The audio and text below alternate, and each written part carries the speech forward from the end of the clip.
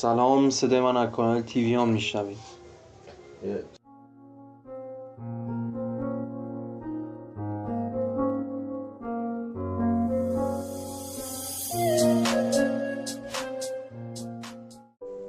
در سال 1905 میلادی در دل روستای میت غزال از توابع تنتا در دل مصر نوزادی چشم به جهان گشود که بعدها یکی از شاهکارهای صوتی جهان اسلام شد.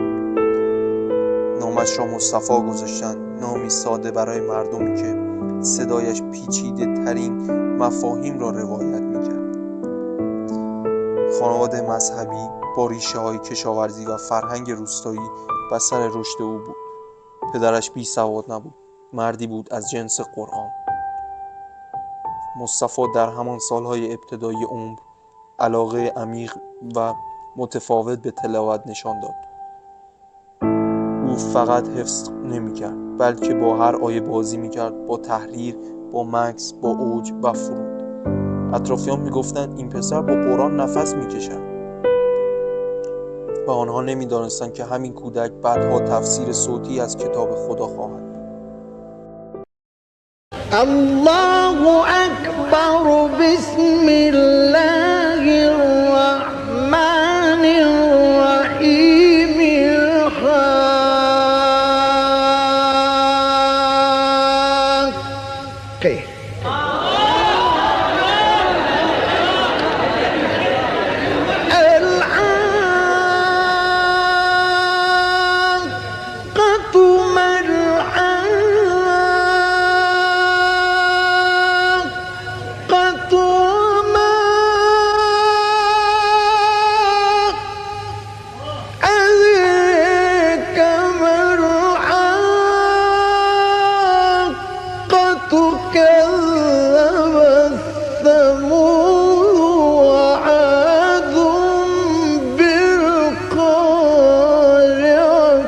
مصطفی جوان با صدایی در دل پا به قاهره گذاشت، شهری که قاریه بزرگی چون رفعت در آنجا می‌درخشید. در محافل قرآنی شرکت می‌کرد، بدون معرفی و بدون وابسته بودن، فقط با یک ابزار: صدای خوش. اما ورود به رادیو مصر آسان نبود. سبک خاص مصطفی با تلاوت‌های متعارف آن زمان متفاوت بود، پیچیده، سنگین، با وقفه‌های طولانی و تحریرهای گاه عجیب. بعضی منتقدان میگفتند نمیفهمیم این قاری چه میخواهد بگوید، اما مردم مجذوب شده بودند. آنها حس میکردند که این صدا آیات را نه فقط میخواند بلکه میفهماند و این تفاوت کلید ورود او به دلها بود. در سال 1943 صدای او از رادیو پخش شد و دیگر هیچگاه خاموش نشد.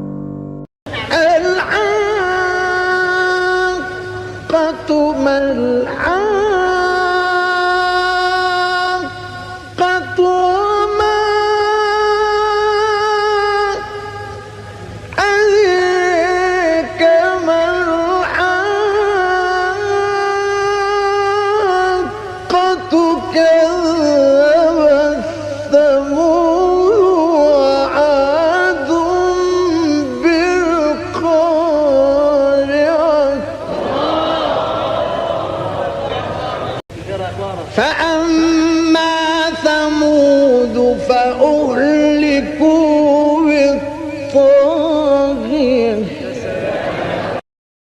مصطفی اسماعیل قاری نبود، تفسیر کننده بود.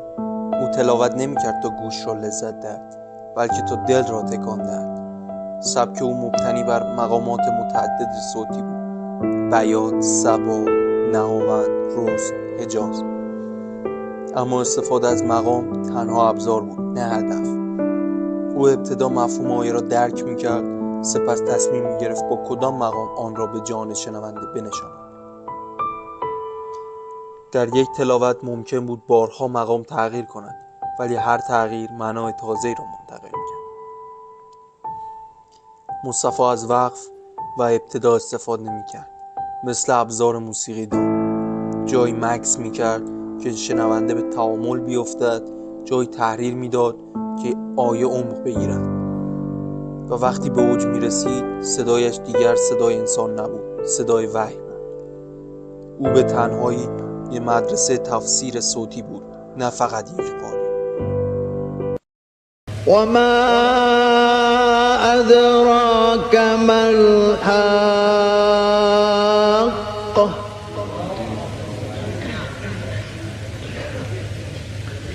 كذبت ثمود وعاد بالقارعة بسم الله الرحمن الرحيم يا سلام كان من قديم أخوي الحاقة ما الحاقة وما أدريك ما الحاقة كذبت ثمود وعاد بالقارعة. مصطفی اسماعیل خیلی زود محدود به مصر نماند. صدای او فراتر از مرزها رفت. به سوریه، عراق، عربستان، فلسطین، پاکستان، ترکیه و حتی ایران در مسجد الاقصی و مسجد الحرام تلاوت کرد. شاهان عرب و رؤسای جمهور برای شنیدن صدایش مراسم خصوصی برگزار می‌کردند. اما جالبتر آن بود که حتی کسانی که زبان عربی نمی‌دانستند در تلاوت او احساس معنا می‌کردند. تلاوت او در حج، رمضان و محافل بین‌المللی به نوارهایی تبدیل شد که نسل‌ها آن را گوش دادند، نه برای تقلید صرفاً، بلکه برای درک. چرا که مصطفی فقط صدا نداشت، درک داشت. فأما ثمود فأهلكوا بالطاغية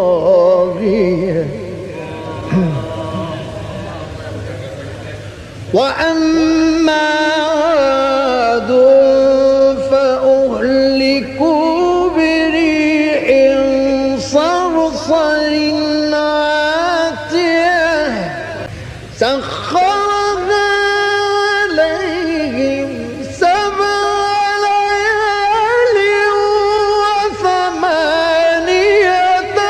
أيام حسوما سخرها عليهم 7 ليال و8 أيام حسوما. شاید هیچ قاری‌ای بدون داشتن شاگرد رسمی به اندازه مصطفی اسماعیل اثرگذار نبود. بسیاری از قاریان بزرگ چه در مصر و چه در ایران سبک او را به عنوان الگو انتخاب کردند. حتی در محافل سنتی و مذهبی ایران تلاوت‌های او به عنوان مرجع پخش می‌شد. در کلاس‌های آموزش مقامات استاد مصطفی یک پیش‌فرض بود. صدایش در ماشین‌ها، رادیوها، موبایل‌ها و دل‌ها ثبت شد. چرا؟ چون مصطفی لحن نداشت، پیام داشت. او قاری‌ای بود که به کلمات جان می‌داد و به صدا معنا. إن الله يعلم غيب السماوات والأرض والله بصير بما تعملون بسم الله الرحمن الرحيم قاف والقرآن المجيد. در سال 1978 وقتی مصطفی اسماعیل درگذشت، مصر سوگوار شد. اما در حقیقت هیچ کس باور نمی‌کرد که صدای مصطفی از بین رفته باشد. زیرا آنچه در دل مردم مانده بود چیزی فراتر از صد بود. او به ما یاد داد که چگونه میتوان با قرآن حرف زد، چگونه میتوان آیه را شنید و احساس کرد و چگونه میتوان با لحن تفسیر نوشت. مصطفی اسماعیل نه فقط یک استاد بلکه یک مکتب جاویدانه است و هر بار که آیه‌ای از او میشنویم انگار خود قرآن با ما دارد حرف میزند. روحش شاد و یادش گرامی.